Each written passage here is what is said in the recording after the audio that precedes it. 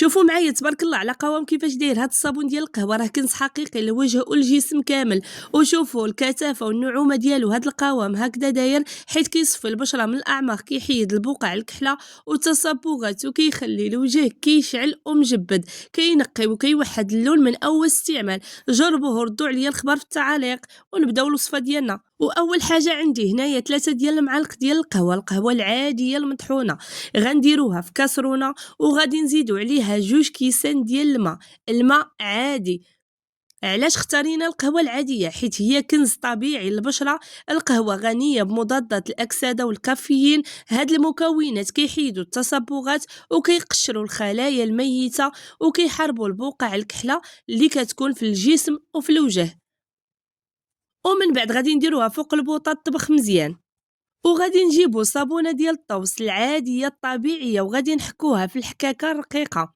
وعلاش اختارينا الصابون الطوس؟ حيت هو معروف من زمان كينظف البشره وما فيهش المواد الكيماويه والمواد المعطريه اللي كتهيج الوجه.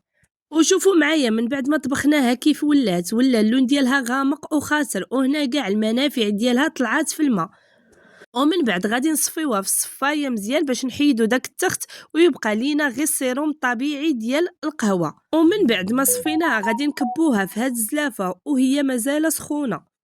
ودابا غادي نجيبو داك الصابون اللي حكينا ديالنا ديال الطوس وغادي نزيدوه على هاد الماء السخون ديال القهوه. ومن بعد انا كنحركها مزيان. شوفوا معايا الكثافه والنعومه ديال الصابون والقهوه كيفاش ولا قوام كريمي كيشهي ومغذي للبشره. ودابا غادي نزيدو معلقه ديال الروز مطحون. وعلاش الروز؟ حيت هو السر ديال الكوريات في التبييض البشره، اللي كيحيد الكلف وكيقشر الخلايا الميته وكيعطي واحد النضاره خطيره.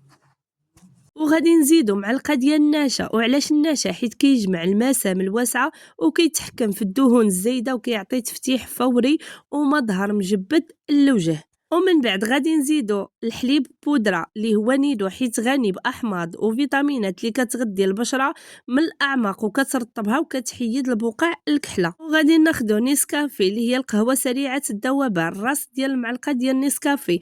وعلاش؟ حيت الكافيين اللي فيها مركز بزاف كيعاون دغيا في تحييد الهالات السوداء وكيحارب التصبغات وكيخلي البشره تفيق وتعطي اشراقه سريعه. وغادي نزيدو معلقه ديال ماء الورد. وعلاش ماء الورد؟ حيت هو الطونر الطبيعي اللي كيبرد البشره وكيحيد الحموريه وكيسد المسام وكيعطي ريحه زوينه للصابون ديالنا. ومن بعد ما ردينا كلشي فوق البوطه غير شويه باش هاد النشا والرز والحليب يذوبوا مزيان مع الصابون والخليط يشد راسو يولي عاقد كما كتشوفوا. غادي نزيدو قطرات ديال فيتامين او باش ما يفقدش المنافع ديالو بالسخونيه، حيت هو كيتعتبر مرطب عميق كيحارب التجاعيد وكيحافظ لينا على الصابون مده طويله بلا ما كيخسر.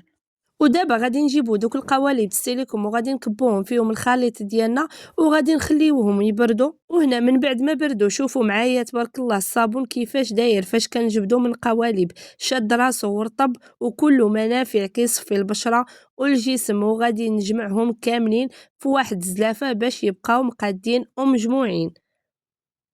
وغادي نغسل بهاد الصابون قدامكم باش تشوفوا معايا كيف داير تبارك الله. شوفوا معايا النعومه والرطوبيه على اليدين كيخلي البشره رطبه بحال ديال الدراري الصغار ومجبده وصافيه من اول غسله. والريحه د القهوه والماء ورد كدير انتعاش فاش كتغسلوا بها البشره ديالكم وكتوحد اللون وكتخلي واحد الرطوبيه واللمعه خطيره من اول غسله. وصافي، هذه هي الوصفه السحريه ديالنا الطبيعيه وسهله وكتصفي من داك الشر الرفيع. جربوها وما تعكزوش عليها. وإلا عجبكم الفيديو ما تبخلوش عليا بلايك وخليو ليا في لي كومونتير الزوين وبارطاجيو مع صحاباتكم واشتركوا في القناه باش يوصلكم كل جديد. وتهلاو فراسكم وبسلام عليكم.